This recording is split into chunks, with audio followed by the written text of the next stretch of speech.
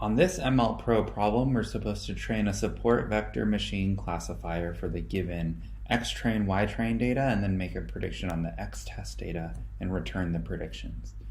The solution to this problem is pretty similar for all scikit-learn-based model tasks, in that we are going to call a .fit to train the model and a .predict to predict with the model. So let's go ahead and do that. The only thing that really changes here is which classifier we use. We're going to use a support vector classifier. It comes with scikit-learn.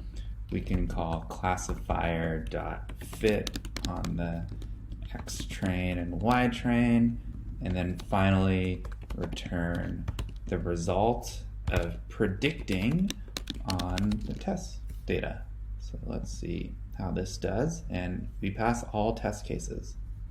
Thanks for watching.